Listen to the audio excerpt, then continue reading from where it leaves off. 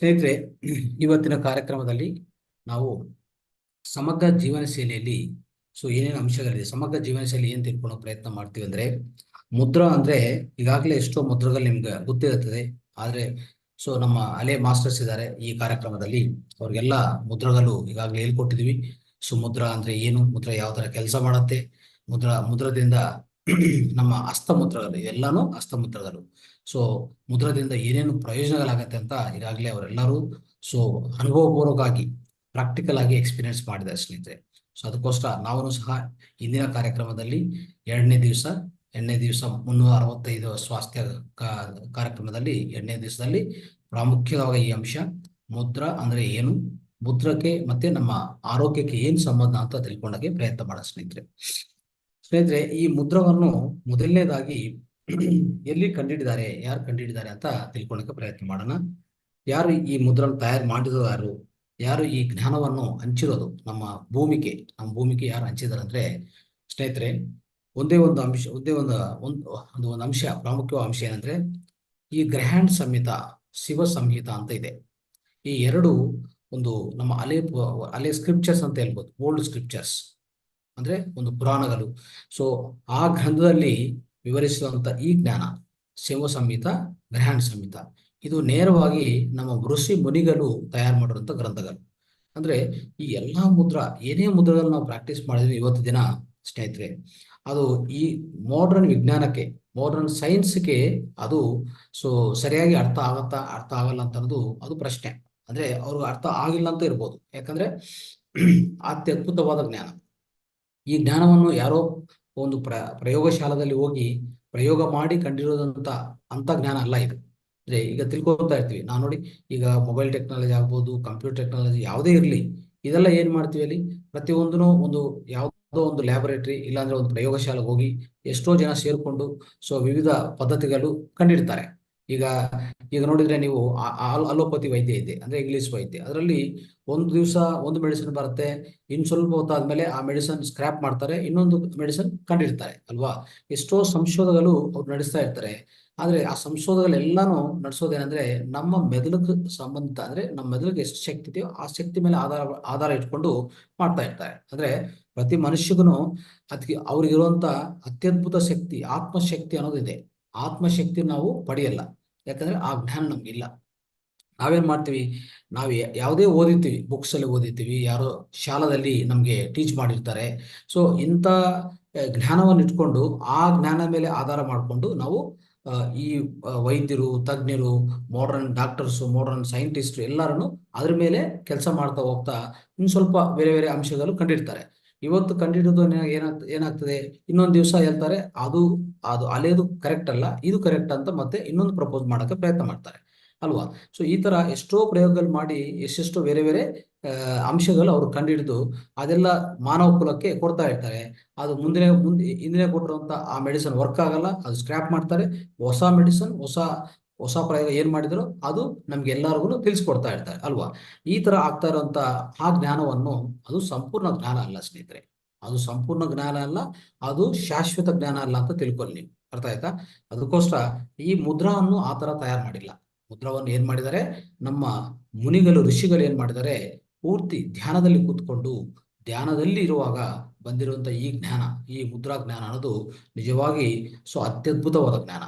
ಅದಕ್ಕೆ ಇದಕ್ಕೂ ಪ್ರಾಮುಖ್ಯತೆ ಜಾಸ್ತಿ ಇದೆ ಸ್ನೇಹಿತರೆ. ಇದು ಯಾವುದೂ ಒಂದು ರೀತಿಯಲ್ಲಿ ನಾವು ಅರ್ಥ ಮಾಡ್ಕೊಂಡಕ್ಕೆ ಇದ್ಯಾಕೆ ಅದ್ಯಾಕೆ ಇದು ಯಾವ ತರ ವರ್ಕ್ ಆಗತ್ತೆ, ಅದು ಯಾವ ತರ ವರ್ಕ್ ಆಗಲ್ಲ ಅಂತ ತಿಳ್ಕೊಳಕ್ ಸಾಧ್ಯವೇ ಇಲ್ಲ. ಯಾಕಂದ್ರೆ ಈಗಾಗಲೇ ನಾವು ನೋಡ್ತಾ ಇದ್ವಿ, ನಮ್ಮ ಋಷಿಗಳು ಮುನಿಗಳು ಬರೆದಿರುವಂತ ఒక ಭಗವದ್ಗೀತ ಆಗ್ಬೋದು, ರಾಮಾಯಣ ಆಗ್ಬೋದು, ಮತ್ತೆ ಈ ಮುದ್ರಾ ವಿಜ್ಞಾನ ಆಗ್ಬೋದು, ಆಯುರ್ವೇದ ಆಗ್ಬೋದು, ಇನ್ನು ಎಷ್ಟೋ ಪದ್ಧತಿಗಳಿದೆ ಅಲ್ವಾ, ಹಲವಾರು ಪದ್ಧತಿಗಳಿದೆ. ಇವೆಲ್ಲಾನು ಅತ್ಯದ್ಭುತವಾದ ಜ್ಞಾನ ಅದ್ರ ಹೊರಗಡೆ ಇದೆ. ಅದೆಲ್ಲಾನು ನಾವು ಅರ್ಥ ಮಾಡ್ಕೊಳ್ಳೋಕೆ ಕಷ್ಟ ಆಗತ್ತೆ. ಆಯುರ್ವೇದದಲ್ಲಿನೂ ಎಷ್ಟೋ ಆಯುರ್ವೇದ ಗ್ರಂಥದಲ್ಲೂ ತುಂಬಾ ಜ್ಞಾನ ಈಗಾಗಲೇ ತುಂಬಿದೆ. ಅಂದ್ರೆ ಅದೆಲ್ಲ ಎಲ್ಲಿಂದ ಬಂತು, ಅದು ಬಂದಿರೋದು ಬ್ರಹ್ಮದಿಂದ ಬಂದಿರೋದು, ಬ್ರಹ್ಮ ವಿದ್ಯೆ ಅದು. ಆಯುರ್ವೇದ ಅಂದ್ರೆ ಸಾಮಾನ್ಯ ಅಲ್ಲ, ಆಯುರ್ವೇದ ಅನ್ನೋದು ಬ್ರಹ್ಮವಿದ್ಯದಿಂದ ಇಷ್ಟು ಸಪ್ತ ಋಷಿಗಳು ಅದ್ರ ಮೇಲೆ ಕೆಲಸ ಮಾಡಿ ಅದು ಬ್ರಹ್ಮನವರು ಆ ಸಪ್ತ ಋಷಿಗಳು ಹೇಳ್ಕೊಟ್ಟಿರೋದು. ಸಪ್ತ ಋಷಿಗಳು ಈಗಾಗಲೇ ಇತ್ತೀಚಿನ ಕಾಲದಲ್ಲಿರುವಂತ 3 ಋಷಿಗಳು, ಸುಶ್ರುತ ಮಹರ್ಷಿ, ಚರಕ ಮಹರ್ಷಿ ಮತ್ತೆ ವಾಗ್ಭಟಾಚಾರ್ಯ. ಈ ಮೂರು ಋಷಿಗಳಿಗೂ ಅವ್ರು ತಿಳಿಸಿಕೊಟ್ಟಿರುವಂತ ಈ ಜ್ಞಾನವೇ ಈಗ ನಾವು ಅನುಭವಿಸ್ತಿರುವಂತ ಒಂದು ಈ ಈ ಆಯುರ್ವೇದ ಅಂತ ಹೇಳ್ಬೋದು ಸ್ನೇಹಿತರೆ. ಆಯುರ್ವೇದ ಅಥರ್ವ ವೇದದಿಂದ ಬಂದಿರೋದು ಆಯುರ್ವೇದ ಅನ್ನೋದು ಸ್ನೇಹಿತರೆ. ಈ ತರ ಎಷ್ಟೋ ಮಹತ್ಯ ಇದೆ. ನಮ್ಮ ಪ್ರಾಚೀನ ಭಾರತದಲ್ಲಿ, ನಮ್ಮ ಸನಾತನ ಧರ್ಮದಲ್ಲಿ ಎಷ್ಟೋ ಅಂಶಗಳು ನಾವು ತಿಳ್ಕೊಂತ ಹೋದ್ರೆ ಅದು ಸಾಗರ ಗರ್ಭ. ಅದು ಎಷ್ಟೋ ಅದರಲ್ಲಿ ಒಂದು ಗಣಿ ತರ ಅದು ನಮ್ಮ ಒಳಗಡೆನೆ ಅಷ್ಟು ಒಂದು ದೊಡ್ಡ ಗಣಿ ಇದೆ ಸ್ನೇಹಿತರೆ. ಅದಕ್ಕೋಸ್ಕರ ಸ್ನೇಹಿತರೆ ನಾವು ಅರ್ಥ ಮಾಡ್ಕೋಬೇಕಾಗಿರೋದು ಈ ಮುದ್ರವೂ ಅಷ್ಟೇ, ಈ ಮುದ್ರಾ ಜ್ಞಾನವೂ ಅಷ್ಟೇ, ಮುದ್ರಾ ವಿಜ್ಞಾನವನ್ನು ಇದು ಒಂದು ಸಾಗರ. ಇದು ಯಾರಿಗೂ ಅಷ್ಟು ಸುಲಭವಾಗಿ ಪೂರ್ತಿ ನಾನು ಅರ್ಥ ಮಾಡ್ಕೊಂತೀನಿ, ಪ್ರಯೋಗ ಮಾಡ್ತೀನಿ ಅಂದ್ರೆ ಅದು ಸಾಧ್ಯವಾಗಲ್ಲ. ಏನ್ ಮಾಡ್ಬೇಕಂದ್ರೆ ಅವರು ಕೊಟ್ಟಿರುವಂತ ಮಾರ್ಗದರ್ಶನ ಏನಿದೆಯೋ ಈ ಮುದ್ರದ ಬಗ್ಗೆ, ಯಾವ ಮುದ್ರಾ ಯಾವ್ದು ಕೆಲಸ ಮಾಡತ್ತೆ ಅಂದ್ರೆ, ಈ ಮುದ್ರಾ ಹಾಕಿದ್ರೆ ಏನೇನು ನಮ್ಮ ಒಳಗಡೆ ಬದಲಾವಣೆ ಆಗತ್ತೆ, ಏನೇನು ಚೇಂಜಸ್ ಬರುತ್ತೆ ಅಂತ ನಮ್ಗೆ ಅವ್ರು ಹೇಳ್ಕೊಟ್ಟಿದ್ರಲ್ಲ, ಅಷ್ಟು ಸಾಕು. ಅದು ನಾವು ತಿಳ್ಕೊಂಡು ಅದನ್ನ ನಾವು ಪಾಲನೆ ಮಾಡ್ತಾ ಹೋದ್ರೆ ನಮ್ಗೆ ಏನೇ ರೋಗಗಳಿದ್ರು, ಯಾವುದೇ ನಮ್ಮ ದೇಹ ಒಳಗಡೆ ಸ್ವಲ್ಪ ಏರುಪೇರಾಗಿ ಹೆಚ್ಚು ಕಮ್ಮಿ ಆಗಿರ್ತದಲ್ಲ, ಎಲ್ಲಾನು ಸರಿಪಡಿಸ್ಕೋಬಹುದು. ಅಂದ್ರೆ ಆಯುರ್ವೇದದಲ್ಲಿ ನಿಮ್ಗೆ ಈಗಾಗಲೇ ಸ್ವಲ್ಪ ಜನ ಗೊತ್ತಿರ್ತದೆ ಏನಂತ, ಪ್ರತಿಯೊಂದು ರೋಗಕ್ಕೂ ಮೂಲಭೂತ ಕಾರಣ ಏನು ಅಂತ ನೋಡಿದ್ರೆ ಸ್ನೇಹಿತರೆ, ಮೊದಲನೇದಾಗಿ ನಮ್ಮ ಹೊರಗಡೆ ಇರುವಂತ ಈ ಪಂಚಭೂತಗಳು. ಅಂದ್ರೆ ಪಂಚಭೂತಗಳಂದ್ರೆ, ಈ ಪಂಚಭೂತಗಳು ನಾವು ಯಾವ ತರ ತಿಳ್ಕೊಬಹುದು ಅಂದ್ರೆ, ಈ ಮುದ್ರಾದಲ್ಲಿ ಪಂಚಭೂತಗಳ ಮೇಲೆ ತುಂಬಾ ಕೆಲಸ ಮಾಡುತ್ತೆ. ಪ್ರತಿ ಮುದ್ರಾ ಅಷ್ಟೇ. ಮುದ್ರಾ ಅನ್ನೋದು ಪಂಚಭೂತಗಳನ್ನು ಸರಿಪಡಿಸುವಂತ ಒಂದು ಅತ್ಯದ್ಭುತವಾದ ಕ್ರಿಯೆ ಅಂತ ಹೇಳ್ಬೋದು ಸ್ನೇಹಿತರೆ. ಪ್ರತಿ ಮುದ್ರವನ್ನು ಈ ಪಂಚಭೂತಗಳನ್ನು ಸರಿಪಡಿಸ್ತಾ ಹೋಗ್ತದೆ. ಅದಕ್ಕೆ ನಾವೇನ್ ಹೇಳ್ತೀವಿ, ಪಂಚಭೂತಗಳ ಅಸಮತೋಲ್ಯತ ಏನಿದೆಯೋ, ಪಂಚಭೂತಗಳ ಅಸಮತೋಲ್ಯತವೇ ನಮ್ಮ ರೋಗಕ್ಕೂ ಕಾರಣ. ಅದು ಅರ್ಥ ಮಾಡ್ಕೋಬೇಕು. ಎಲ್ಲಿದೆ ಪಂಚಭೂತಗಳು? ಈ ಎರಡು ಕೈಯಲ್ಲಿ ಇದೆ. ಅದಕ್ಕೆ ಈ ಮುದ್ರಗಳಿಗೂ ಹಸ್ತಮುದ್ರ ಅಂತ ಕೇಳ್ತೀವಿ ಸ್ನೇಹಿತರೆ. ಈ ಮುದ್ರಗಳು ವಿಧ ಮುದ್ರಗಳಿದೆ. ಹಸ್ತಮುದ್ರ ಇದೆ, ಮನೋಮುದ್ರ ಇದೆ, ಮತ್ತೆ ಆಧ್ಯಾತ್ಮಿಕ ಮುದ್ರಗಳಿದೆ, ಎಷ್ಟೋ ಮುದ್ರಗಳಿದೆ. ಆದ್ರೆ ಒಂದೊಂದು ಮುದ್ರನು ಒಂದೊಂದು ಕೆಲಸ ಮಾಡತಾ ಹೋಗುತ್ತೆ. ಅದೆಲ್ಲ ನಾವು ತಿಳ್ಕೊಂತ ಹೋಗ್ತೀವಿ ಮುಂದಿನ ಕ್ಲಾಸಲ್ಲಿ. 365 ದಿವಸದಲ್ಲಿ ಎಷ್ಟೋ ಮುದ್ರಗಳು.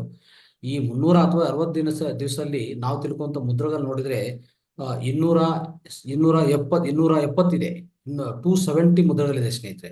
ಅದು ಒಂದೇ ಅಲ್ಲ, ಅದಕ್ಕೆ ಸಂಬಂಧಿತ ಇನ್ನೂ ಬೇರೆ ಈ ಮನೋಮುದ್ರಗಳು ತುಂಬಾ ಇದೆ ಅಲ್ವಾ. ಎಷ್ಟೋ ಮುದ್ರಗಳಿದೆ. ಆದ್ರೆ ಈ ಮುದ್ರಗಳೆಲ್ಲಾನು ಏನಂದ್ರೆ, ಹಸ್ತಮುದ್ರಗಳು ನಮ್ಗೆ ತುಂಬಾ ಪ್ರಾಮುಖ್ಯವಾಗಿದೆ. ಹಸ್ತಮುದ್ರಗಳು ಅದೊಂದು ಸುಲಭವಾಗಿ ನಾವೆಲ್ಲರೂ ಪ್ರಾಕ್ಟೀಸ್ ಮಾಡ್ಬೋದು, ಸಾಧನೆ ಮಾಡ್ಬೋದು ಅಲ್ವಾ. ನೋಡಿ, ಈ ಮುದ್ರಗಳಂದ್ರೆ ಈ ಹಸ್ತಮುದ್ರಗಳು. ಈ ಹಸ್ತಮುದ್ರದಲ್ಲಿ ಏನಿದೆ ಅಷ್ಟು ಪ್ರಾಮುಖ್ಯತೆ? ಯಾಕೆ ಈ ಮುದ್ರೆ ಯಾವ ತರ ಕೆಲಸ ಮಾಡುತ್ತೆ? ಈಗಾಗಲೇ ಹೇಳಿದ್ದೀನಿ, ಪಂಚಭೂತಗಳನ್ನು ಸರಿಪಡಿಸ್ತದೆ. ಪಂಚಭೂತಗಳನ್ನ ಏನ್ ಮಾಡ್ತದೆ? ಸಮತೋಲ್ಯತೆಗೊಳಿಸ್ತದೆ, ಬ್ಯಾಲೆನ್ಸ್ ಮಾಡತ್ತೆ. ಅಂದ್ರೆ ನೇಚರ್ 5 ಎಲಿಮೆಂಟ್ಸ್ ಇದೆಲ್ಲ ಪಂಚಭೂತಗಳು, ಅದ್ರ ಒಳಗಡೆ ಯಾವುದೇ ಇನ್ಬ್ಯಾಲೆನ್ಸ್ ಆದ್ರೆ ನಿಮ್ಗೆ ಡಿಸೀಸ್ ಒಳಗಾಗ್ತದೆ. ಅಂದ್ರೆ ನಾವು ಡಿಸೀಸ್ ಒಂದು ರೋಗಕ್ಕೆ ಉಂಟಾಗ್ತೀವಿ ಸ್ನೇಹಿತರೆ. ಯಾಕಂದ್ರೆ ಈ ಪಂಚಭೂತಗಳಿಂದ ನಿರ್ಮಿತವಾಗಿರೋದು ವಾತ, ಪಿತ್ತ, ಕಫ. ಅಂದ್ರೆ ನೀವು ಆಯುರ್ವೇದದಲ್ಲಿ ನಿಮ್ಗೆ ಸ್ವಲ್ಪ ತಿಳುವಳಿಕಿದ್ರೆ ನಿಮ್ಗೆ ಗೊತ್ತಾಗತ್ತೆ.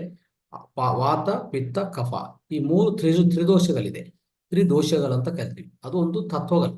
ಈ ಮೂರು ತತ್ವಗಳು ಪ್ರತಿ ದೇಹಕ್ಕಿರತ್ತೆ. ಅಂದ್ರೆ ನಮ್ಮ ದೇಹ ನೋಡಿದ್ರೆ ನಮ್ಮ ಒಳಗಡೆ ವಾತ ಜಾಸ್ತಿ ಇರ್ಬೋದು, ನಿಮ್ಮ ಒಳಗಡೆ ಕಫ ಜಾಸ್ತಿ ಇರ್ಬೋದು, ಇನ್ನೊಬ್ಬರ ಒಳಗಡೆ ಪಿತ್ತ ಜಾಸ್ತಿ ಇರ್ಬೋದು ಅಲ್ವಾ.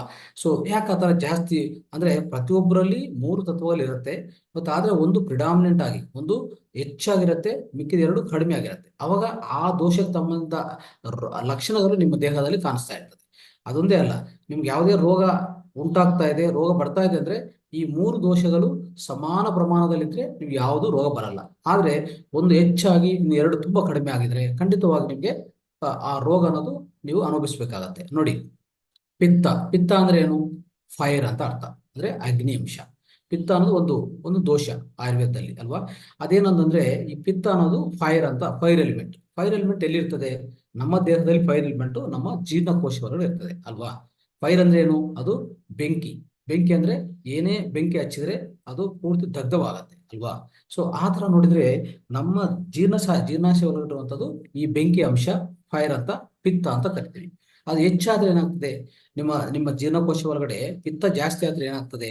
ಖಂಡಿತವಾಗಿ ಆ ಪಿತ್ತಕ್ಕೆ ಸಂಬಂಧಿತ ಆ ರಸಗಳಿದೆ, ಸೆಕ್ರೇಷನ್ಸ್ ಅಂತ ಹೇಳ್ತೀವಿ, ಬೈಲ್ ಅಂತ ಕರಿತೀವಿ. ಅದು ಜಾಸ್ತಿ ಪ್ರೊಡ್ಯೂಸ್ ಆಗಿ ಜಾಸ್ತಿ ಉತ್ಪನ್ನವಾದ್ರೆ ನಮ್ಮ ಈ ಜೀರ್ಣಕೋಶದಲ್ಲಿ ಖಂಡಿತವಾಗಿ ಏನಾಗ್ತದೆ? ನಿಮ್ಗೆ ಅಸಿಡಿಟಿ ಜಾಸ್ತಿ ಆಗುತ್ತೆ ಅಸಿಡಿಟಿ ಜಾಸ್ತಿ ಆಗುತ್ತೆ, ಅಜೀರ್ಣಕ್ಕೂ ಅದು ದಾಟಿಕೊಳ್ಳುತ್ತೆ. ಸೊ ಆ ಥರ ನಿಮಗೆ ಬೇರೆ ಬೇರೆ ಈ ಜೀರ್ಣಕೋಶ ಸಂಬಂಧಿತ ನೂರಾರು ಕಾಯಿಲೆಗಳಿದೆ. ಎಲ್ಲಾ ಕಾಯಿಲೆಗಳು ಅದರಿಂದ ನಿಮಗೆ ಶುರು ಆಗುತ್ತೆ ಸ್ನೇಹಿತರೆ. ಆ ಥರ ನಾವು ಅರ್ಥ ಮಾಡ್ಕೊಂಡ್ರೆ ಅಂದ್ರೆ ಯಾವುದೇ ಅಂಶ ಹೆಚ್ಚಾಗಬಾರ್ದು, ಯಾವುದೇ ಅಂಶನೂ ಹೆಚ್ಚು ಆಗ್ಲೇಬಾರದು. ಈಗ ಜೀರ್ಣಕೋಶ ಒಳಗಡೆ ಇರುವಂತ ಪಿತ್ತ ಅನ್ನೋದು ಜಾಸ್ತಿ ಆಗಬಾರ್ದು. ಅದೇ ತರನೇ ವಾತ ಕಫ. ಸೊ ವಾತ ಕಫನು ಅಷ್ಟೇ ಅದೇ ತರ ಕೆಲಸ ಮಾಡತ್ತೆ ಅಲ್ವಾ. ಸೊ ಪ್ರತಿ ದೋಷಕ್ಕೂ ಒಂದು ಪ್ರಧಾನ ಒಂದು ಎಲಿಮೆಂಟ್ ಇರುತ್ತೆ. ಆ ಆ ಮೂಲಭೂತ ಅನ್ನೋದು, ಆ ಪಂಚಭೂತ ಅನ್ನೋದು ಜಾಸ್ತಿ ಆಗಬಾರ್ದು. ಎಲ್ಲ ಪಂಚಭೂತಗಳು ಸಮಾನವಾಗಿರ್ಬೇಕು, ಸಮತುಲ್ಯವಾಗಿ ಇರ್ಬೇಕಾಗತ್ತೆ. ಅದು ನಾವು ಅರ್ಥ ಮಾಡ್ಕೋಬೇಕು. ಈ ತರ ಸಮತುಲ್ಯಗೊಳಿಸೋದು, ಎಲ್ಲಾನು ಸಮತುಲ್ಯವಾಗಿ ಇಡೋದಕ್ಕೆ ಈ ಮುದ್ರಾ ಥೆರಪಿ ಅನ್ನೋದು, ಮುದ್ರಾ ಜ್ಞಾನ ಅನ್ನೋದು ತುಂಬಾ ಸಹಕಾರಿ ಸ್ನೇಹಿತರೆ. ಪ್ರತಿ ಮುದ್ರಣ ಮಾಡೋ ಒಂದೇ ಒಂದು ಕೆಲಸ ಏನಂದ್ರೆ ನಮ್ಮ ದೇಹ ಒಳಗಡೆ ಈ ಪಂಚಭೂತಗಳನ್ನು ಸಮತುಲ್ಯಗೊಳಿಸ್ತದೆ. ನೋಡಿ, ಎಲ್ಲಿದೆ ಪಂಚಭೂತಗಳು? ಇದು ಮೊದಲನೆಯದು ಬೆಂಕಿ, ಅಗ್ನಿ. ಇದು ವಾಯು ಅಂಶ, ಏರ್. ಓಕೆ, ವಾಯು ತತ್ವ. ಇದು ಆಕಾಶ ತತ್ವ ಅಲ್ವಾ, ಮಿಡಿಲ್ ಫಿಂಗರ್ ಅಂತ. ಇದು ಮಧ್ಯ ಬೆರಳು. ಇದು ತೋರು ಬೆರಳು. ತೋರು ಬೆರಳು ನಿಮ್ಗೆ ವಾಯು ಅಂಶ. ಮಧ್ಯ ಬೆರಳು ಬಂದು ನಿಮ್ಗೆ ಏನ್ ತೋರಿಸ್ತದೆ ಅಂದ್ರೆ ಆಕಾಶ ತತ್ವ ತೋರಿಸ್ತದೆ. ಮತ್ತೆ ಉಂಗುರ ಬೆರಳಿದೆಲ್ಲ, ಇದು ಪೃಥ್ವಿ ತತ್ವ ಅಂದ್ರೆ ಅರ್ತ್ ಎಲಿಮೆಂಟ್.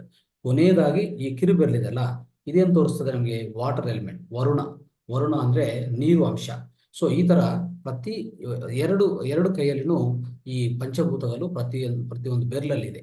ಈಗ ಈ ತರ ಪಂಚಭೂತದಲ್ಲಿ ಇರುವಾಗ ಏನಾಗ್ತದೆ, ನಾವು ಯಾವುದೇ ಮುದ್ರಾ ಒಂದಕ್ಕಿನ್ನೊಂದು ಜೋಡಿಸಿದ್ರೂ, ಈ ತರ ಯಾವ ತರ ಜೋಡಿಸಿದ್ರು ಖಂಡಿತವಾಗಿ ಅದರಿಂದ ಆಗುವಂತ ಎಫೆಕ್ಟ್ಸ್ ಅಂದ್ರೆ, ಅದರಿಂದ ಆಗುವಂತ ಫಲಿತಗಳೇನೆಂದ್ರೆ, ನಮ್ಮ ಒಳಗಡೆ ಯಾವುದೇ ಒಂಥರ ಈ ರೋಗ ಬಂದಿದ್ರೆ, ಆ ರೋಗ ಲಕ್ಷಣಗಳಿದ್ರೆ, ಆ ರೋಗ ಲಕ್ಷಣಗಳಿಗೂ ಆಧಾರ ಇಟ್ಕೊಂಡು ನಾವು ಆ ಮುದ್ರ ಹೇಳ್ಕೊಡ್ತೀವಿ.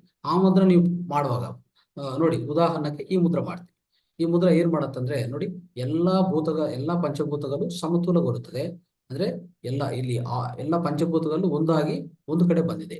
ಈ ಮುದ್ರ ನಾವೇನ್ ಮಾಡ್ತೀವಿ ಅಂದ್ರೆ, ಈ ಮುದ್ರನ್ನು ಸಮಾನ ಮುದ್ರ ಅಂತ ಕರಿತೀವಿ. ಸಮಾನ ಮುದ್ರ ಇಲ್ಲ ಮುಕುಲ್ ಮುದ್ರ ಅಂತ ಕರಿತೀವಿ. ಈ ಮುದ್ರ ಏನ್ ಮಾಡತ್ತೆ ಗೊತ್ತಾ? ನಮ್ಮ ಒಳಗಡೆ ವಾತ ಪಿತ್ತ ಕಫ, ಈ ಮೂರು ದೋಷನು ಸಮತೋಲ್ಯ ಅಂದ್ರೆ ಬ್ಯಾಲೆನ್ಸ್ ಮಾಡತ್ತೆ. ಯಾವುದೇ ರೋಗ ಬಂದಿರೋ ಪ್ರತಿಯೊಂದು ರೋಗ ಒಟ್ಟೋಗ್ತದೆ. ಅದು ಈ ಮುದ್ರದ ಪ್ರಾಧಾನ್ಯತೆ. ಇದೊಂದು ಉದಾಹರಣೆ ಕೇಳ್ತಾರೆ. ಈ ತರ ಎಷ್ಟೋ ಮುದ್ರಗಳು, 270 ಮುದ್ರಗಳಿದೆ ಸ್ನೇಹಿತರೆ. ಅದೆಲ್ಲ ನಾವು ತಿಳ್ಕೊಳಕ್ಕೆ ಪ್ರಯತ್ನ ಮಾಡ್ತೀವಿ. ಸೊ ಈ ಮುದ್ರವನ್ನು ಪಂಚಭೂತಗಳಲ್ಲಿ ಈ ತರ ನಾವು ಮಾಡ್ಕೊಂತ ಹೋಗೋಣ. ಆಮೇಲೆ ಈ ಮುದ್ರ ಯಾವ ತರ ಕೆಲಸ ಮಾಡತ್ತೆ, ಒಂದು ವೈಜ್ಞಾನಿಕವಾಗಿ ನಾವು ಅರ್ಥ ಮಾಡ್ಕೋಬೇಕಂದ್ರೆ ನೋಡಿ, ಪ್ರತಿ ಬೆರಳು, ಈ ಬೆರಳಿಂದ ಆಚೆ ಕಡೆ ಒಂದು ಎಲೆಕ್ಟ್ರೋ ಮ್ಯಾಗ್ನೆಟಿಕ್ ಎನರ್ಜಿ ಅಂದ್ರೆ ವಿದ್ಯುತ್ ಅಯಸ್ಕಾಂತ ಶಕ್ತಿ ಆಚೆ ಕಡೆ ಹೋಗ್ತಾ ಇರ್ತದೆ. ಈ ಬೆರಳಿಂದ ಎಲ್ಲಾ ಬೆರಳಿಂದನೂ ಇದು ಒಂದು ವಿದ್ಯುತ್ ಅಯಸ್ಕಾಂತ ಶಕ್ತಿ ಆಚೆ ಕಡೆ ಹೋಗ್ತಾ ಇರ್ತದೆ. ಯಾವಾಗ ನಾವು ಒಂದಕ್ಕಿನ್ನೊಂದು ಜೋಡಿಸ್ತೀವೋ, ಈ ತರ ಜೋಡಿಸಿದ ತಕ್ಷಣ ಏನಾಗ್ತದೆ, ಈ ಎರಡು ಬೆರಳಿಂದ ಬಂದಿರುವಂತ ಶಕ್ತಿ ಈ ನಮ್ಮ ಹೆಬ್ಬೆರಳಿಂದ ಒಳಗಡೆ ಬಂದು ಈ ಒಂದು ಕ್ಲೋಸ್ ಸರ್ಕ್ಯೂಟ್ ತರ ಫಾರ್ಮ್ ಆಗಿ ಇಲ್ಲಿಂದ ನಮ್ಮ ದೇಹ ಒಳಗಡೆ ಹೋಗುತ್ತೆ. ಆದ್ರೆ ಮುದ್ರಕ್ಕೆ ಇಷ್ಟು ಆ ವಿಜ್ಞಾನ ನಿಜವಾಗಿ ನಾವು ಅರ್ಥ ಮಾಡ್ಕೊಂಡ್ರೆ ನೋಡಿ, ಈ ತರ ನಾವು ಒಂದು ಉದಾಹರಣಕ್ಕೆ ನಿನ್ನೆ ನಾವು ಒಂದು ಮುದ್ರ ತಿಳ್ಕೊಂಡಿದ್ವಿ ಅಲ್ವಾ. ಈ ಮುದ್ರವು ನಾವೇನಿದ್ವಿ ಅಪಾನ ವಾಯು ಮುದ್ರ ಅಂತ ಕರಿತೀವಿ. ಇಲ್ಲಿ ಏನಾಗ್ತದೆ, ಈ ತರ ಮಾಡಿದ ತಕ್ಷಣ ಇದು ವಾಯು ಅಂಶ ಈ ತರ ಇಟ್ಟಿದ್ವಿ ಅಲ್ವಾ. ಸೊ ವಾಯು ಅಂಶ ಈ ಅಗ್ನಿ ಅಂಶಕ್ಕೆ ಕರೆಕ್ಟ್ ಆಗಿ ಜೋಡಿಸಿದ್ವಿ. ಆಮೇಲೆ ಈ ಎರಡು ಬೆರಳು ಇದಕ್ಕೂ ಟಚ್ ಮಾಡಿದ್ವಿ. ಈ ತರ ಬೆಂಡ್ ಮಾಡುವಾಗ ಇದು ಕಡಿಮೆ ಆಗುತ್ತೆ, ವಾಯು ಅಂಶ ಕಡಿಮೆ ಆಗುತ್ತೆ. ಅಂದ್ರೆ ಗ್ಯಾಸ್ ಫಾರ್ಮೇಶನ್ ಕಡಿಮೆ ಆಗ್ತದೆ ಅಂತ ಅರ್ಥ. ಈ ತರ ಬೆಂಡ್ ಮಾಡಿದ್ರೆ, ಈ ತರ ಜಸ್ಟ್ ಟಚ್ ಮಾಡಿದ್ರೆ ಬ್ಯಾಲೆನ್ಸ್ ಆಗುತ್ತೆ. ಈ ತರ ಯಾವ ಬ್ಯಾಲೆನ್ಸ್ ಆಗಿದೆ ಈಗ ಇದ್ರಲ್ಲಿ ನೋಡಿ, ಬ್ಯಾಲೆನ್ಸ್ ಆಗಿರೋದು ಒಂದು ಈ ಪೃಥ್ವಿ ತತ್ವ ಮತ್ತೆ ಆಕಾಶ ತತ್ವ. ಈ ಬೆಂಕಿ ಜೊತೆಗೆ ಈ ತರ ಜಾಯಿನ್ ಮಾಡಿದ್ರೆ ನಮ್ಮ ಈ ಎರಡು ತತ್ವಗಳು ಬ್ಯಾಲೆನ್ಸ್ ಆಗಿದೆ, ಸಮತುಲ್ಯಗೊಳ್ತದೆ. ಈ ತರ ಮಾಡುವಾಗ ಏನಾಗ್ತದೆ, ಪೂರ್ತಿ ನಮ್ಮ ಚೆಸ್ಟ್ ಹೊರಗಡೆ, ಈ ಚೆಸ್ಟ್ ಭಾಗದಲ್ಲಿ ಯಾವುದೇ ಒಂದು ಗ್ಯಾಸ್ ಇದ್ರೂ ಗ್ಯಾಸ್ ಫಾರ್ಮೇಶನ್ ಎಲ್ಲ ಹೊರಟೋಗ್ತದೆ. ಆ ಹೃದಯಕ್ಕೆ ಸಂಬಂಧಿತ ನಾಳಗಳ ಹೊರಗಡೆ ಯಾವುದೇ ಗ್ಯಾಸ್ ಅಂದ್ರೆ ವಾಯು ತತ್ವ ಇದ್ರೆ ವಾಯು ತತ್ವ ಎಲ್ಲ ಕಡಿಮೆ ಆಗ್ತಾ ಬರ್ತದೆ. ಅವಾಗ ನಿಮ್ಗೆ ಗುಣ ಆಗತ್ತೆ. ಖಂಡಿತವಾಗಿ ನಿಮಗೆ ಹಾರ್ಟ್ ಇಶ್ಯೂಸ್ ಅಂದ್ರೆ ಹೃದಯ ರೋಗಗಳು, ಹೃದಯಕ್ಕೆ ಸಂಬಂಧ ಏನೇ ವ್ಯಾಧಿಗಳಿದ್ರೆ ಎಲ್ಲ ಹೊರಟೋಗುತ್ತೆ. ಅದು ಪ್ರಾಧಾನ್ಯತೆ. ಈ ತರ ಏನಾಗಿದೆ ನೋಡಿ, ಇಲ್ಲಿ ಇದರಿಂದ ಬಂದಿರುವಂತ ಈ ವಿದ್ಯುದಾಯಸ್ಕಾಂತ ಶಕ್ತಿ ಒಳಗಡೆ ಬಂದು ಈ ಶಕ್ತಿ ಇಲ್ಲಿ ಟಚ್ ಆಗಿ ಇದೆಲ್ಲಾ ಸೇರಿ ಏನಾಗ್ತದೆ, ನಮ್ಮ ಚೆಸ್ಟ್ ಭಾಗ ಮೇಲೆ ವರ್ಕ್ ಆಗುತ್ತೆ. ಅಪಾನ ವಾಯು ಅಂತ ಇದೆ ನಮ್ಮ ಹೊರಗಡೆ, ಪಂಚವಾಯುಗಳಿದೆ. ಅದು ಮುಂದಿನ ಕ್ಲಾಸಲ್ಲಿ ನಾನು ಹೇಳ್ಕೊಡ್ತೀನಿ. ಪಂಚ ಪ್ರಾಣಗಳಂತ ಹೇಳ್ತೀವಿ. ಈ ಅಪಾನನು ಒಂದು ಪಂಚ ಪ್ರಾಣದಲ್ಲಿ ಒಂದು ಪ್ರಾಣ. ಅಪಾನ ಇಲ್ಲಿ ಕೆಲಸ ಮಾಡ್ತಾ ಚೆಸ್ಟ್ ಅಲ್ಲಿ ಕೆಲಸ ಮಾಡ್ತಾ ಇರ್ತದೆ. ಪೂರ್ತಿ ಚೆಸ್ಟ್ ಭಾಗ ಅದನ್ನೇ ಕಂಟ್ರೋಲ್ ಮಾಡುತ್ತೆ. ಅಂದ್ರೆ ಲಂಗ್ಸ್ ಆಗ್ಬೋದು, ಹಾರ್ಟ್ ಆಗ್ಬೋದು, ಎಲ್ಲ ಅದೇ ಕೆಲಸ ಮಾಡ್ತಾ ಇರ್ತದೆ. ಅದನ್ನೆಲ್ಲಾನು ಸಮತೋಲ್ಯಗೊಳಿಸೋಕೆ, ಸಕ್ರಿಯ ಅಂದ್ರೆ ಸಮತೋಲಗೊಳಿಸೋಕೆ, ಬ್ಯಾಲೆನ್ಸ್ ಮಾಡಕ್ಕೆ ಈ ಮುದ್ರಾ ಕೆಲಸ ಮಾಡುತ್ತೆ. ಸೊ ನೋಡಿ, ಈಗ ಇಲ್ಲಿಂದ ಬಂದಿರುವಂತ ಈ ಶಕ್ತಿ ಪ್ರಸರಣ ಈ ತರ ಆಗಿ ಇಲ್ಲಿಂದ ಹೊರಗಡೆ ಬಂದು ಇದು ಪೂರ್ತಿ ಇದು ಬಂದಿದ ಮೇಲೆ ಏನಾಗ್ತದೆ, ಈ ಶಕ್ತಿ ಎಲ್ಲಾನು ಈ ಚೆಸ್ಟ್ ಭಾಗಕ್ಕೆ ಸೇರ್ಕೊತದೆ. ಆ ಚೆಸ್ಟ್ಗೆ ಈ ಎನರ್ಜಿ ಎಲ್ಲ ಇಲ್ಲಿ ಸರಬರಾಜು ಆಗತ್ತೆ. ಸ್ನೇಹಿತರೆ, ಯಾವುದೇ ಮುದ್ರಾ ವಿಜ್ಞಾನ ಆಗ್ಲಿ, ಹೋಮಿಯೋಪತಿ ಆಗ್ಲಿ, ಇನ್ನು ಬೇರೆ ಬೇರೆ ಆಯುರ್ವೇದ ಆಗ್ಲಿ, ಪ್ರತಿ ಒಂದು ಕೆಲಸ ಮಾಡೋದು ಒಂದೇ. ಅದೇನಂದ್ರೆ ನಮ್ಮ ಶಕ್ತಿನ ಸರಿಪಡಿಸೋದು. ಅರ್ಥ ಆಯ್ತಾ? ಈಗ ನೋಡಿ, ನಾವು ಧ್ಯಾನ ಮಾಡ್ತೀವಿ. ಧ್ಯಾನ ಏನ್ ಮಾಡ್ತದೆ, ನಮ್ಮ ನಮ್ಮ ಪ್ರಾಣಮಯ ಕೋಶದಲ್ಲಿ ಹರಿತಾ ಇರುವಂತ ಆ ಪ್ರಾಣ ಶಕ್ತಿನೂ ಹೆಚ್ಚು ಮಾಡ್ತಾ ಹೋಗ್ತದೆ. ಅದನ್ನ ನಾವು ಅರ್ಥ ಮಾಡ್ಕೋಬೇಕು. ಯಾವುದೇ ಒಂದು ಕಾಯಿಲೆಗಳು ಸರಿಪಡಿಸ್ಬೇಕಂದ್ರೆ ಒಂದು ಇಂಗ್ಲಿಷ್ ಮೆಡಿಸಿನ್ ಬಿಟ್ಟು, ಇಂಗ್ಲಿಷ್ ಮೆಡಿಸಿನ್ ಏನಾಗ್ತದೆ, ರೋಗ ಇಂಗ್ಲಿಷ್ ಮೆಡಿಸಿನ್ ಏನ್ ಮಾಡ್ತಾರೆ, ರೋಗ ಲಕ್ಷಣಗಳಿಗೂ ಮದ್ದು ಕೊಡ್ತಾರೆ. ಅಂದ್ರೆ ರೋಗ ಲಕ್ಷಣಕ್ಕೂ ಮೆಡಿಸಿನ್ ಕೊಡ್ತಾರೆ, ರೋಗಿಗೂ ಮೆಡಿಸಿನ್ ಕೊಡ್ಬೇಕು. ಯಾವಾಗ್ಲೂ ಅಷ್ಟೇ ಸ್ನೇಹಿತರೆ.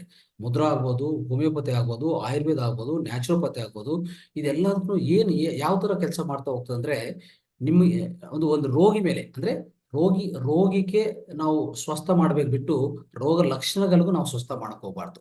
ಅದು ಇಂಗ್ಲಿಷ್ ಮೆಡಿಸಿನ್ ಅಂತ ಒಂದು ದೊಡ್ಡ ತಪ್ಪೇನಂದ್ರೆ, ಅವ್ರೇನ್ ಮಾಡ್ತಾರೆ, ರೋಗಿ ಲಕ್ಷಣಗಳು, ಈಗ ಹೆಡ್ ಏಕ್ ಅಂತ ಇಟ್ಕೊಳ್ಳಿ. ಹೆಡ್ ಏಕ್ ಅಂದ್ರೆ ಹೆಡ್ ಏಕ್ ಒಂದು ಮೆಡಿಸಿನ್ ಕಂಡಿಡ್ತಾರೆ. ಸೊ ಯಾರಿಗೆ ಹೆಡ್ ಏಕ್ ಬರ್ಲಿ, ನಿಮ್ಗೆ ಹೆಡ್ ಏಕ್ ಬರ್ಲಿ, ಇನ್ನೊಬ್ರಿಗೆ ಹೆಡ್ ಏಕ್ ಬರ್ಲಿ, ಒಂದೇ ಮೆಡಿಸಿನ್ ಕೊಡ್ತಾ ಇರ್ತಾರೆ. ಅದು ತಪ್ಪು. ಅದೇನಂತಾರೆ, ರೋಗ ಲಕ್ಷಣಗಳಿಗೂ ಕೊಡ್ತಾ ಇರೋಂಥ ಟ್ರೀಟ್ಮೆಂಟು ಆ ಥರ ಕೊಡ್ಲೇಬಾರ್ದು. ಏನ್ ಮಾಡ್ಬೇಕು ಮತ್ತೆ, ರೋಗಿಗೆ ಮದ್ದು ಕೊಡ್ಬೇಕು, ರೋಗಿಗೆ ಮೆಡಿಸಿನ್ ಕೊಡ್ಬೇಕು. ರೋಗಿನ ಅರ್ಥ ಮಾಡ್ಕೋಬೇಕು ಫಸ್ಟ್, ಮೊದಲನೇ ಆಗಿ. ಅಂದ್ರೆ ಯಾವುದೇ ವ್ಯಾಧಿ ಬಂದ್ರೆ ಆತನ ಅರ್ಥ ಮಾಡ್ಕೋಬೇಕು. ಆತನ ಒಳಗಡೆ ಆ ಹೆಡ್ಡೇಕ್ ಯಾಕೆ ಬಂದಿದೆ, ಹೆಡ್ಡೇಕ್ ಬಂದಿರೋದು ಏನೋ ಕಾನ್ಸ್ಟಿಪೇಷನ್ ಬಂದಿದೆಯಾ, ಇಲ್ಲ ಏನೇ ಒಂದು ಸ್ಟ್ರೆಸ್ ತಗೊಂಡ್ರೆ ಬಂದಿದೆಯಾ, ಇನ್ನು ಆಚೆ ಕಡೆಯಿಂದ ಏನಾದರೂ ಒಂದು ಏಟ್ ಆಗಿದೆಯಾ ತಲೆಗೆ, ಅದರಿಂದ ಹೆಡ್ಡೇಕ್ ಬಂದಿದೆಯಾ, ಈ ತರ ನಾವು ರೋಗಿನ ಅರ್ಥ ಮಾಡ್ಕೋಬೇಕು. ರೋಗಿನೂ ಸ್ವಲ್ಪ ಕೂತ್ಕೊಂಡು ಅವ್ರ ಜೊತೆಗೆ ಚರ್ಚೆ ಮಾಡಿ ಆ ರೋಗಿಗೆ ಮದ್ದು ಅಂದ್ರೆ ಈ ಮೆಡಿಸಿನ್ ಕೊಡ್ಬೇಕು ಬಿಟ್ಟು ಯಾವಾಗಲೂ ನಾವು ರೋಗ ಲಕ್ಷಣಗಳಿಗೂ ಟ್ರೀಟ್ ಮಾಡಕ್ ಹೋಗ್ಬಾರ್ದು. ಅದಕ್ಕೆ ನಾವ್ ಹೇಳ್ತೀವಿ, ಸಿಂಪ್ಟಮ್ಯಾಟಿಕ್ ಟ್ರೀಟ್ಮೆಂಟ್ ಅನ್ನೋದು ಇಂಗ್ಲಿಷ್ ವೈದ್ಯ. ಆ ಥರ ಎಲ್ಲ ಒಂದು ರೋಗಿಗೆ ಟ್ರೀಟ್ಮೆಂಟ್ ಕೊಡೋದು ಅನ್ನೋದು ಬೇರೆ ಎಲ್ಲಾ ವೈದ್ಯಗಳು ಕೆಲಸ ಮಾಡುತ್ತೆ. ಅದು ಅರ್ಥ ಮಾಡ್ಕೊಳ್ಳಿ. ಅದಕ್ಕೆ ಬೇರೆ ಎಲ್ಲಾ ವೈದ್ಯಗಳು ಏನಾಗ್ತದೆ, ನಿಮ್ಮ ಪೂರ್ಣ ಅಂದ್ರೆ ಮೂಲಭೂತ ಏನ್ ಕಾರಣಗಳಿದೆಯೋ ನಿಮ್ಮ ಒಳಗಡೆ ಆ ವ್ಯಾಧಿ ಬರಕ್ಕೆ ಮೂಲಭೂತ ಕಾರಣಗಳೇನಿದೆಯೋ ಅದನ್ನು ಸರಿಪಡಿಸ್ತದೆ. ಅದನ್ನು ಗುಣಪಡಿಸಿದ ತಕ್ಷಣ ನಿಮ್ಮ ಅನಾರೋಗ್ಯ ಅನ್ನೋದು ಪೂರ್ತಿ ರೂಟ್ಸ್ ಅಂದ್ರೆ ಮೂಲದಿಂದನೇ ನಿಮ್ಗೆ ರೂಟ್ಸ್ ತೆಗೆದಾಕುವಂತ ಅವಕಾಶ ಬೇರೆ ವೈದ್ಯ ಪದ್ಧತಿಗಳಿದೆ. ಆದ್ರೆ ಇಂಗ್ಲಿಷ್ ವೈದ್ಯಕ್ಕೂ ಆ ಪದ್ಧತಿ ಇಲ್ಲ. ಇದನ್ನ ಅರ್ಥ ಮಾಡ್ಕೋಬೇಕು ಅಲ್ವಾ? ಸೊ ಅದಕ್ಕೋಸ್ಕರ ಸ್ನೇಹಿತರೆ, ಈ ಎನರ್ಜಿ ಅಂದ್ರೆ ಈ ಶಕ್ತಿ ಅನ್ನೋದು, ಶಕ್ತಿ ಪ್ರಸಾರಣ ಇದೆ ನೋಡಿ. ಈ ಶಕ್ತಿ ಪ್ರಸಾರಣ ಎಷ್ಟು ಇಂಪಾರ್ಟೆಂಟ್ ಅಂದ್ರೆ ನಮ್ಮ ದೇಹ ಒಳಗಡೆ ಅರ್ಥ ಮಾಡ್ಕೊಳ್ಳಿ. ನಾವು ನೋಡಕ್ಕೆ ಯಾವ ತರ ಕಾಣಿಸ್ತೀವಿ ನೋಡಿ, ನಾವೆಲ್ಲ ಒಂದು ಮಾಂಸಭೂತ ತರ ಕಾಣಿಸ್ತೀವಿ. ಅಂದ್ರೆ ಒಂದು ಬೋನ್ಸು, ಬ್ಲಡ್, ಮತ್ತೆ ಅಂದ್ರೆ ಸ್ನಾನಗಳು, ಮತ್ತೆ ಒಳಗಡೆ ಇರುವಂತ ಈ ರಕ್ತ ಇರ್ಬೋದು, ಈ ಸ್ನಾನಗಳಿರ್ಬೋದು, ಸೊ ಜೀವಕೋಶ ಇದೇ ನಾವು ಅನ್ಕೋತೀವಿ. ಏನ್ ಅನ್ಕೋತೀವಿ, ನೋಡಿದ್ರೆ ಒಂದು ದೇಹ ಅಂತ ನಾವು ತಿಳ್ಕೊತಾ ಇರ್ತೀವಿ. ಆದ್ರೆ ಅದು ಅಲ್ಲ ಸ್ನೇಹಿತರೆ. ನಾವ್ ಯಾರು ಗೊತ್ತಾ, ಒಂದು ಶಕ್ತಿ ಸ್ವರೂಪಿನ. ಅಂದ್ರೆ ನಾವೇ ಒಂದು ಆತ್ಮಶಕ್ತಿ, ನಾವೇ ಒಂದು ಆತ್ಮ ಪದಾರ್ಥ. ಅಂದ್ರೆ ಅವಾಗ ಏನಿರ್ತದೆ, ನಮ್ಮ ಒಳಗಡೆ ಎಷ್ಟೋ ಶಕ್ತಿ ಇರುತ್ತೆ. ಆ ಶಕ್ತಿ ನಾವು ಏರುಪೇರು ಆಗ್ತಾ ಇರ್ತದೆ. ಅಂದ್ರೆ ನಾವು ಯೋಚನೆಗಳಿಂದ ಏನ್ ಮಾಡ್ತೀವಿ, ಆ ಶಕ್ತಿನ ಕಡಿಮೆ ಮಾಡ್ತಾ ಹೋಗ್ತೀವಿ, ಶಕ್ತಿನ ವಿಹೀನ ಮಾಡ್ಕೊಂತ ಹೋಗ್ತೀವಿ ಅಲ್ವಾ? ಸೊ ಯಾವಾಗ ನಮ್ಮ ಯೋಚನೆಗಳಿಂದ ಈ ಗೊಂದಲಗಳು ಎಷ್ಟೋ ನಮ್ಮ ಮನೋಮಯ ಕೋಶದಲ್ಲಿ, ಸೊ ನೂರಾರು ಯೋಚನೆಗಳು, ನಕಾರಾತ್ಮಕ ಯೋಚನೆಗಳು, ಅದೆಲ್ಲ ಏನಾಗ್ತದೆ, ನಮ್ಮ ಶಕ್ತಿನೂ ಏನ್ ಮಾಡ್ತಾ ಇರ್ತದೆ, ಶಕ್ತಿನ ಒಂಥರ ಕಡಿಮೆ ಮಾಡ್ತಾ ಹೋಗ್ತದೆ, ಏರುಪೇರು ಮಾಡ್ತದೆ, ಹೆಚ್ಚು ಕಮ್ಮಿ ಮಾಡುತ್ತೆ. ಅವಾಗ ನಮಗೂ ರೋಗಗಳು ಶುರು ಆಗುತ್ತೆ ಸ್ನೇಹಿತರೆ. ಅದಕ್ಕೆ ನಾನು ಹೇಳ್ತಾ ಇದ್ದೀನಿ, ನಾವು ಏನಂದ್ರೆ, ನಾವು ಎನರ್ಜಿ ಬಾಲ್ಸ್, ಒಂದು ಶಕ್ತಿ ಮುದ್ದ ಅಂದ್ರೆ ಶಕ್ತಿ ಸ್ವರೂಪಿಗಳು ನಾವು. ಅವಾಗ ಶಕ್ತಿ ಮೇಲೆ ಕೆಲಸ ಮಾಡಿ, ಆ ಶಕ್ತಿನ ಇಂಪ್ರೂವ್ ಮಾಡ್ಕೊಳ್ಳಿ, ಶಕ್ತಿನ ಹೆಚ್ಚು ಮಾಡ್ಕೊಳ್ಳಿ. ಯಾವುದೇ ಪದ್ಧತಿ ಇರಲಿ, ಅದು ಆಯುರ್ವೇದ ಇರಲಿ, ನ್ಯಾಚುರೋಪತಿ ಇರಲಿ, ಇಲ್ಲ ನಾಟು ವೈದ್ಯ ಆಗ್ಲಿ, ಮತ್ತೆ ಈ ನಮ್ಮ ಮನೆ ಮದ್ದುಗಳು, ಆಕುಪ್ರೆಷರ್ ಆಗ್ಲಿ, ಆಕುಪಂಚರ್ ಆಗ್ಲಿ, ವಿಧ ಎಷ್ಟೋ ವಿಧಾನಗಳಿದೆ. ಒಂದು ಇಂಗ್ಲಿಷ್ ವೈದ್ಯ ಬಿಟ್ಟಿದ್ರೆ ಮಿಕ್ಕಿದೆಲ್ಲಾನು ಶಕ್ತಿ ಮೇಲೆ ಕೆಲಸ ಮಾಡುತ್ತೆ. ಅದೇ ತರ ಇವತ್ತಿನ ಕಾರ್ಯಕ್ರಮದ ನಾವು ತಿಳ್ಕೊಂತ ಈ ಮುದ್ರಾ ಅಷ್ಟೇ ಏನ್ ಮಾಡ್ತದೆ ನೋಡಿ, ಈ ಬೆರ್ಲಿಂದ ಬರುವಂತ ಈ ಶಕ್ತಿನು ಮತ್ತೆ ಏನ್ ಮಾಡ್ತಾ ಇದೆ, ತಿರ್ಗಾ ನಮ್ಮ ದೇಹಕ್ಕೆ ಕಲಿಸಿ, ಆ ಅವಯವ ಕಲಿಸಿ. ಸೊ ಉದಾಹರಣೆಗೆ ನಮ್ಮ ಮೆದುಳು ಒಳಗಡೆ ಏನೋ ಒಂದು ಪ್ರಾಬ್ಲಮ್ ಆಗಿದೆ ಅಂದ್ರೆ, ಅದು ಒಂದು ಟ್ಯೂಮರ್ ಆಗ್ಬೋದು, ಇಲ್ಲ ನಮಗೆ ಮೆಮೊರಿ ಪವರ್ ಕಡಿಮೆ ಇದೆ, ಇಲ್ಲ ಮೆದುಳು ಒಳಗೆ ಯಾವುದೇ ವ್ಯಾಧಿಗಳು, ಮೆದುಳಿಗೆ ಬಂದಿರುವಂತ ಯಾವುದೇ ಗಡ್ಡಗಳಾಗ್ಬೋದು, ಇನ್ನೊಂದಾಗ್ಬೋದು, ಯಾವುದೋ ಒಂದು ವ್ಯಾಧಿ ಬಂದ್ರೆ ಆ ಮೆದುಳಿಗೆ ಸಂಬಂಧಿತ ಒಂದು ನಮ್ಮ ಈ ಮುದ್ರದಲ್ಲೇ ಯಾವುದೋ ಒಂದು ಮುದ್ರ ಈ ಮೆದುಳಿಗೆ ಸಂಬಂಧಿತ ಈಗಾಗಲೇ ಅವರು ನಿರ್ಣಯ ಮಾಡಿರ್ತಾರೆ. ಆ ಮುದ್ರೆ ಮಾಡಿದ ತಕ್ಷಣ ಏನಾಗ್ತದೆ, ಈ ಶಕ್ತಿ ಅನ್ನೋದು ತಿರ್ಗಾ ಪ್ರಸಾರಣ ಆಗಿ ಈ ಮೆದುಳಿಗೆ ಸೇರುತ್ತೆ. ಮೆದುಳು ಒಳಗಡೆ ಅದೆಲ್ಲಾನು ಅಲ್ಲಿ ಶಕ್ತಿ ಅನ್ನೋದು ತುಂಬುತ್ತದೆ. ಆ ಶಕ್ತಿದಿಂದ ಆ ಒಳಗಡೆ ಇರುವಂತಹ ವ್ಯಾಧಿನೂ ಹೊರಟೋಗ್ತದೆ. ಈ ತರ ಮಾಡೋದೇ ನಮ್ಮ ಮುದ್ರಾ ವಿಜ್ಞಾನ. ಅರ್ಥ ಮಾಡ್ಕೊಳ್ಳಿ. ಅದಕ್ಕೆ ಇದು ತುಂಬಾ ಪ್ರಾಧಾನ್ಯವಾಗಿರುತ್ತೆ. ಇದನ್ನು ಪ್ರತಿಯೊಬ್ಬರು ಪಾಲನೆ ಮಾಡ್ಕೋಬಹುದು. ಅಂದ್ರೆ ಇದು ಯಾವ ಟೈಮಲ್ಲಿ ಪ್ರಾಕ್ಟೀಸ್ ಮಾಡ್ಬೇಕಂದ್ರೆ ಎನಿ ಟೈಮ್ ಪ್ರಾಕ್ಟೀಸ್ ಮಾಡ್ಬೋದು. ಆದ್ರೆ ಕೂತ್ಕೊಂಡು ಆರಾಮಾಗಿ ಒಂದ್ ಕಡೆ ಕೂತ್ಕೊಂಡು ದೀರ್ಘವಾದ ಉಸಿರಾಟಗಳು 3-4 ಉಸಿರಾಟಗಳು ತಗೊಂಡು ತದನಂತರ ನೀವು ಈ ಮುದ್ರಾ ಮಾಡಿದ್ರೆ ತುಂಬಾ ಚೆನ್ನಾಗಿ ಕೆಲಸ ಮಾಡುತ್ತೆ. ಅದು ಅರ್ಥ ಮಾಡ್ಕೊಳ್ಳಿ. ಅದಕ್ಕೋಸ್ಕರ ಸೊ ನಮ್ಮ ಒಳಗಡೆ ಇರುವಂತ ಈ ಪಂಚಭೂತಗಳನ್ನು ಸರಿಪಡಿಸಿದರೆ, ಸಮತುಲ್ಯಗೊಳಿಸಿದ್ರೆ ಪ್ರತಿಯೊಂದು ವ್ಯಾಧಿಗೆ ನಿಮ್ಗೆ ನಿಮ್ಗೆ ಖಂಡಿತವಾಗಿ ಜವಾಬು ಸಿಗತ್ತೆ. ಪ್ರತಿ ವ್ಯಾಧಿಗೂ ಸಮಾಧಾನ, ವ್ಯಾಧಿ ಪೂರ್ತಿ ಮೂಲದಿಂದ ನಾವು ತೆಗೆದುಹಾಕ್ಬೋದು ಸ್ನೇಹಿತರೆ. ಅದಕ್ಕೋಸ್ಕರ ಈ ಮುದ್ರಾ ವಿಜ್ಞಾನ ಅನ್ನೋದು ತುಂಬಾ ಪ್ರಾಮುಖ್ಯವಾಗಿದೆ. ಎಷ್ಟೋ ಪ್ರಾಮುಖ್ಯವಾದಂತಹ ಈ ಮುದ್ರಾ ವಿಜ್ಞಾನವನ್ನು ಇವತ್ತಿನ ಕಾರ್ಯಕ್ರಮದಲ್ಲಿ ಯಾಕೆ ಮಾಡಬೇಕು, ಮಾಡಿದ್ರೆ ಯಾವ ತರ ಕೆಲಸ ಮಾಡುತ್ತೆ ಅಂತ ಸೈಂಟಿಫಿಕ್ ಆಗಿ ನಾವು ತಿಳ್ಕೊಳಕ್ಕೆ ಪ್ರಯತ್ನ ಮಾಡಿದೀವಿ. ಸೊ ಇಷ್ಟೆಲ್ಲ ಅಂಶಗಳಿದೆ, ಇನ್ನೂ ಹೆಚ್ಚು ಅಂಶಗಳಿದೆ ಮುದ್ರದಲ್ಲಿ. ಹೇಳ್ತಾ ಹೋದ್ರೆ ನಿಜವಾಗಿ ಎಷ್ಟೋ ವಿಜ್ಞಾನ ಇದೆ ಅದ್ರ ಒಳಗಡೆ. ಆಯ್ತಾ? ಸೊ ಅದಕ್ಕೋಸ್ಕರ ನಾವು ಖಂಡಿತವಾಗಿ ನಾವು ಧ್ಯಾನ ಮಾಡಿದ್ರೆ ಯಾವ ತರ ನಾವು ಹೆಚ್ಚು ಶಕ್ತಿ ಮಾಡ್ಕೊಂತೀವೋ, ಅಂದ್ರೆ ಹೆಚ್ಚು ವಿಶ್ವಶಕ್ತಿನ ಸಂಗ್ರಹಿಸಿಕೊಂಡು ನಮ್ಮ ಪ್ರಾಣಮಯ ಕೋಶ ಸೊ ಅತಿ ಹೆಚ್ಚಾಗಿ ನಾವು ಶಕ್ತೀಕರಣ ಮಾಡ್ಕೊಂತೀವೋ, ಅದೇ ತರ ಮುದ್ರದಿಂದ ಏನಾಗ್ತದೆ, ನಿಮ್ಮ ದೇಹ ಒಳಗಡೆ ಇರುವಂತ ಈ ಎಷ್ಟೋ ಶಕ್ತಿ ಕೇಂದ್ರಗಳು, ಅಂದ್ರೆ ಪ್ರತಿಯೊಂದು ಅವಯವಕ್ಕೂ ಆ ಶಕ್ತಿ ಪ್ರಸಾರಣ ಆಗಿ ಆ ಶಕ್ತಿಯಿಂದ ನಾವು ಸರಿಪಡಿಸ್ಕೊಂತ ಹೋಗ್ತೀವಿ. ಈಗಾಗಲೇ ಅದಕ್ಕೆ ಹೇಳ್ತೀನಿ ಸ್ನೇಹಿತರೆ, ನಾವು ಅನ್ಕೊಂಡ ಪ್ರಕಾರ ಇದು ಮಾಂಸ ಮುದ್ದ ಅಲ್ಲ, ಇದು ಏನಿದು ಪ್ರಾಣ ಮುದ್ರ, ಅಂದ್ರೆ ಪ್ರಾಣ ಮುದ್ದ, ಒಂಥರ ಶಕ್ತಿ ಮುದ್ದ ಇದು ನಮ್ಮ ದೇಹವು. ಸೊ ಅದಕ್ಕೋಸ್ಕರನೇ ಯಾವುದೇ ರೋಗ ಬರಲಿ, ರೋಗ ಬಂದಿರೋದು ಕಾರಣ ನೀವೆಲ್ಲಿ ಹುಡುಕ್ತಾ ಇರ್ತೀರಿ, ನಿಮ್ಮ ಈ ದೇಹದಲ್ಲಿ ಹುಡುಕ್ತಾ ಇರ್ತೀರಿ. ಯಾವ್ದು ಏನ್ ಕಾರಣ, ನನ್ಗೆ ಯಾಕೆ ಈ ವ್ಯಾಧಿ ಬಂತು, ಯಾಕೆ ಈ ಕಾಯಿಲೆಗಳು ಬಂತು ಅಂತ ನೀವೇ ಅಲ್ಲ, ಈ ಮಾಡರ್ನ್ ಮೆಡಿಸಿನ್ ಆದ್ರೂ ಎಲ್ಲ ಡಾಕ್ಟರ್ ತೆಗ್ದಿರು ಆ ತಜ್ಞರು ಏನ್ ಮಾಡ್ತಾ ಇರ್ತಾರೆ, ದೇಹ ಒಳಗೆ ಹುಡುಕ್ತಾ ಇರ್ತಾರೆ.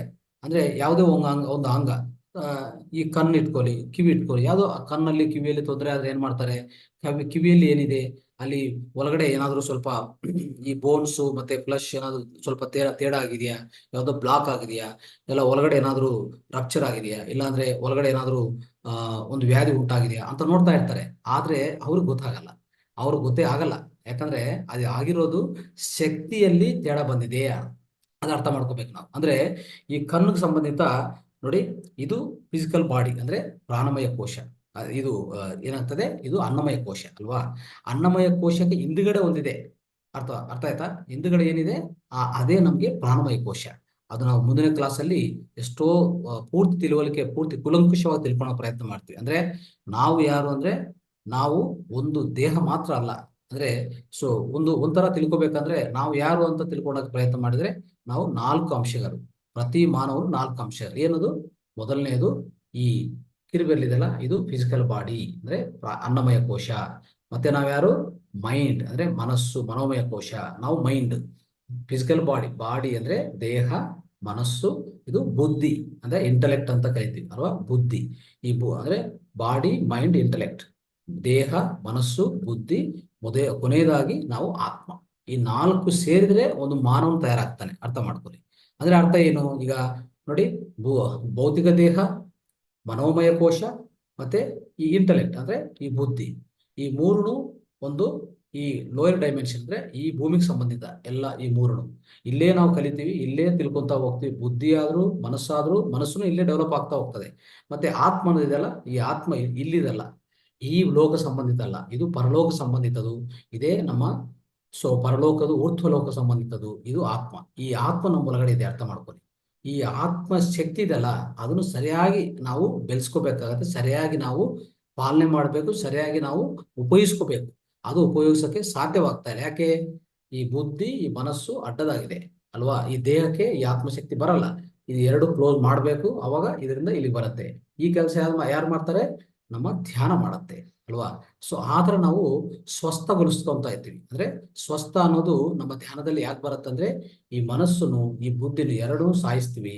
ಅವಾಗ ನಮ್ಗೆ ನೋಡಿ, ಇದು ಬಾಬಾ ಮುದ್ರಾ ಗೊತ್ತಲ್ಲ ನಿಮ್ಗೆ, ಬಾಬಾ ಮುದ್ರಾ ಹೆಂಗಿರ್ತಲ್ಲ. ಸೊ ಮಹಾತಾರ್ ಬಾಬಾಜಿ ಮುದ್ರಾ, ಈ ತರ ನೀವು ಸಿನಿಮಾ ಅಲ್ಲಿ ನೋಡಿರ್ತೀರಿ, ಬಾಬಾ ಸಿನಿಮಾ ಅಲ್ಲಿ. ಈ ಮುದ್ರಕ್ಕೆ ಇದು ಅಷ್ಟು ಪ್ರಾಧಾನ್ಯತೆ ಇದೆ. ಈ ಎರಡು ಸಾಯಿಸಿದ ಮೇಲೆ ನೋಡಿ, ಈ ತರ ಎರಡು ಸಾಯಿಸಿದ ಮೇಲೆ ಈ ಆತ್ಮಶಕ್ತಿ ನಮ್ಮ ದೇಹಕ್ಕೆ ಸೇರ್ಕೊಂತ ಇರ್ತದೆ ಅಲ್ವಾ. ಡೈರೆಕ್ಟ್ ಈ ಆತ್ಮಶಕ್ತಿ ಯಾವಾಗ ದೇಹಕ್ಕೆ ಲಭ್ಯವಾಗುತ್ತೋ ದೇಹ ಅತಿ ಸುಂದರವಾಗಿ, ಅತಿ ಆರೋಗ್ಯವಂತವಾಗಿ ಕೆಲಸ ಮಾಡ್ತಾ ಹೋಗ್ತದೆ. ಎಷ್ಟುವರೆಗೂ ನಮ್ಮ ಶ್ವಾಸದಲ್ಲಿ ಎಷ್ಟಿದೆಯೋ ಅಷ್ಟುವರೆಗೂ ನಾವು ಭೂಮಿ ಮೇಲೆ ಇರ್ತೀವಿ. ನಮ್ಮ ಪ್ರತಿಯೊಬ್ಬರಿಗೂ ಕಾಲ ಯಾವ ತರ ನಿರ್ಣಯ ಆಗುತ್ತದೆ, ನಿಮ್ಮ ಶ್ವಾಸದಲ್ಲಿ. ನಿಮ್ಗೆ ಎಷ್ಟು ಶ್ವಾಸಗಳು ಕೊಡ್ತಾರೆ, ಒಂದು ಶ್ವಾಸ ಬ್ಯಾಂಕ್ ಇದೆ. ನಾವು ಮೇಲಿಂದ ಬರುವಾಗ ನಮ್ಗೆ ಇಷ್ಟು ಶ್ವಾಸಗಳು ಕೊಡಿ, ಇಷ್ಟು ಶ್ವಾಸಗಳು ನಾನು ಬದುಕ್ತೀನಿ ಈ ಭೂಮಿ ಮೇಲೆ ಅಂತ ಬರ್ತೀನಿ ಅಲ್ವಾ. ಅಷ್ಟು ಶ್ವಾಸಗಳು ನೀವು ಭೂಮಿ ಮೇಲೆ ಇರ್ತೀರಿ. ಅಷ್ಟುವರೆಗೂ ಈ ಶಕ್ತಿ ನೀವು ಸರಿಯಾಗಿ ಪಾಲನೆ ಮಾಡಿದ್ರೆ, ಈ ಶಕ್ತಿ ಆತ್ಮಶಕ್ತಿ ನೀವು ಸರಿಯಾಗಿ ಪಾಲನೆ ಮಾಡಿದ್ರೆ ಏನ್ ಮಾಡ್ಬೇಕು, ಇದು ಸ್ವಚ್ಛಗೊಳಿಸ್ಕೊಂತ ಇರ್ಬೇಕು, ಇದು ಸಾಯಿಸ್ತಾನೆ ಇರಬೇಕು, ಇದು ಕಡಿಮೆ ಪ್ರಮಾಣದಲ್ಲಿ ಇಟ್ಕೋಬೇಕು. ಯಾವುದು, ನಮ್ಮ ಬುದ್ಧಿ ಮತ್ತೆ ಮನಸ್ಸನ್ನು ಕಡಿಮೆ ಪ್ರಮಾಣ ಇಟ್ಕೊಳ್ಳಿ. ಅವಾಗ ಖಂಡಿತವಾಗಿ ಏನಾಗ್ತದೆ ನೋಡಿ, ಈ ತರ ಕಡಿಮೆ ಪ್ರಮಾಣದಲ್ಲಿ ಕಡಿಮೆ ಮಾಡಿದ್ವಿ, ಈಗ ಎರಡು ಕಡಿಮೆ ಮಾಡಿ ಈ ಆತ್ಮಶಕ್ತಿನ ಪಡಿತಾ ಇರ್ತೀವಿ. ಅವಾಗ ಇದು ಕಾಂತಿವಂತವಾಗಿ, ಸುಂದರವಾಗಿ, ಆರೋಗ್ಯವಾಗಿ ಈ ದೇಹ ಅನ್ನೋದು ನಾವು ನಡ್ಸ್ಕೊಂಡು ಹೋಗ್ಬೋದು ಸ್ನೇಹಿತರೆ. ಇದು ನಮ್ಮ ಆರೋಗ್ಯದ ಸೀಕ್ರೆಟ್. ಅಂದ್ರೆ ನಾವು ಆರೋಗ್ಯದ ರಹಸ್ಯ ಅಂದ್ರೆ ಇದೆ ಅಷ್ಟೇ ಇರೋದು. ಧ್ಯಾನದಿಂದ ಅಷ್ಟು ಚೆನ್ನಾಗಿ ನಿಮ್ಗೆ ಪ್ರತಿಯೊಂದು ರೋಗನೂ ಹೊರಟೋಗ್ತದೆ. ಅದಕ್ಕೆ ನಾವು ಈಗಾಗಲೇ ತಿಳ್ಕೊಂಡಿದ್ದೀವಿ, ನಿನ್ನೆನೂ ತಿಳ್ಕೊಂಡಿದ್ದೀವಿ, ಧ್ಯಾನ ಸರ್ವರೋಗ ನಿವಾರಣೆ, ಧ್ಯಾನ ಸರ್ವಭೋಗ ಕಾರಣಿ, ಧ್ಯಾನ ಅನ್ನೋದು ಸರ್ವಜ್ಞಾನ ಪ್ರಸಾದಿನಿ ಅಂತ ಹೇಳ್ತಾ ಇರ್ತೀವಲ್ಲ, ಆ ತರ. ಸೊ ಸ್ನೇಹಿತರೆ, ಇದೇ ತರ ಯಾವ ತರ ಶಕ್ತಿ ಅನ್ನೋದು ಆತ್ಮಶಕ್ತಿ ನಾವು ಈ ತರ ಪಡಿತೀವೋ, ಇನ್ನು ಏನ್ ಮಾಡಿದರೆ ನಮ್ಮ ಋಷಿಗಳು ಮುನಿಗಳು ಪ್ರತಿಯೊಬ್ಬರಿಗೂ ಅನುಕೂಲ ಆಗ್ಲಿ, ಪ್ರತಿಯೊಬ್ಬರು ಧ್ಯಾನ ಮಾಡಕ್ಕೂ ಸಾಧ್ಯ ಆಗುತ್ತೋ ಇಲ್ಲ ಅಂತ ಹೇಳ್ಬಿಟ್ಟು ಈ ತರ ಮುದ್ರಾ ವಿಜ್ಞಾನ ಮಾಡಿದ್ದಾರೆ. ಒಂದು ಆಯುರ್ವೇದ ಕಂಡಿಡಿದ್ದಾರೆ. ಎಷ್ಟೋ ಗ್ರಂಥಗಳಿಂದ ಎಷ್ಟೋ ಒಳ್ಳೆ ಒಳ್ಳೆ ಜ್ಞಾನ ಅನ್ನೋದು ತುಂಬಿದ್ದಾರೆ. ಅದೆಲ್ಲ ನಾವು ತಿಳ್ಕೋಬೇಕು. ನಾವು ಮರೆತು ಬಿಟ್ಟಿದ್ವಿ. ಇಷ್ಟುವರೆಗೆ ಏನ್ ಮಾಡಿದ್ವಿ, ಪೂರ್ತಿ ಮರೆತುಬಿಟ್ಟು ನಾವು ಈ ಮಾಡರ್ನ್ ವಿಜ್ಞಾನ ಅಂತ ಅದಕ್ಕೆ ಒಳಗಾಗಿ ಏನೋ ಇದರಲ್ಲಿ ಏನೋ ಇದೆ, ಏನೋ ಬರುತ್ತೆ ಅಂದ್ರೆ ಏನ್ ಬರಲ್ಲ. ಇಲ್ಲಿ ದುಡ್ಡು ಬರುತ್ತೆ ಅಷ್ಟೇ. ದುಡ್ಡು ಬರಷ್ಟೇ ಅಶಾಂತಿ ಬರುತ್ತೆ. ದುಡ್ಡು, ಅಶಾಂತಿ, ಕೋಪ, ದ್ವೇಷ ಇದು ಮಾತ್ರ ಬರುತ್ತೆ. ನಿಮ್ಗೆ ಒಳ್ಳೇದು ಯಾವುದು ಬರಲ್ಲ. ನಿಮ್ಮ ಜೀವನವನ್ನು ಸುಂದರವಾಗಿ, ಅತಿ ಅದ್ಭುತವಾಗಿ, ಆನಂದವಾಗಿ, ಬ್ಲಿಸ್ಫುಲ್ ಲೈಫ್ ನೀವು ನಡ್ಸ್ಕೋಬೇಕಂದ್ರೆ ಧ್ಯಾನವೇ ಶರಣ್ಯವು. ಅನ್ಯದಾ ಶರಣಂ ನಾಸ್ತಿ, ಧ್ಯಾನವೇ ಶರಣ್ಯವು. ಧ್ಯಾನ ಜೊತೆಗೆ ಇಂಥ ಪದ್ಧತಿಗಳು, ಹಳೆಯ ಪದ್ಧತಿಗಳು, ಪ್ರಾಚೀನ ಪದ್ಧತಿಗಳು, ಮುದ್ರಾ ಆಗ್ಬೋದು, ಆಕುಪ್ರೆಷರ್ ಆಗ್ಬೋದು, ಇಂಥ ಎಷ್ಟೋ ಪದ್ಧತಿಗಳಿದೆ. ಪ್ರತಿಯೊಂದು ಅಳವಡಿಸ್ಕೊಂಡ್ರೆ ನಮ್ಮ ಜೀವನವನ್ನು ನಿಜವಾಗಿ ಸುಂದರವಾಗಿ ನಡ್ಸ್ಕೋಬಹುದು. ಅದ್ಭುತ ಆನಂದವನ್ನು ನಾವು ಪ್ರತಿ ದಿನನೂ ಪಡೆಯಬಹುದು ಸ್ನೇಹಿತರೆ. ಅದಕ್ಕೂ ಈ ಮುದ್ರಾ ಥೆರಪಿ ಅನ್ನೋದು ತುಂಬಾ ಪ್ರಾಮುಖ್ಯವಾಗಿದೆ. ಇದು ಅರ್ಥ ಮಾಡ್ಕೊಳ್ಳಿ ಸ್ನೇಹಿತರೆ. ಇಷ್ಟುವರೆಗೂ ಈ ಮುದ್ರಾದ ಬಗ್ಗೆ, ಪ್ರಾಮುಖ್ಯತೆ ಬಗ್ಗೆ ನಾವು ತಿಳ್ಕೊಂಡಿದ್ವಿ, ಯಾವ ತರ ಕೆಲಸ ಮಾಡ್ತಾ ಅಂತ ತಿಳ್ಕೊಂಡಿದ್ವಿ.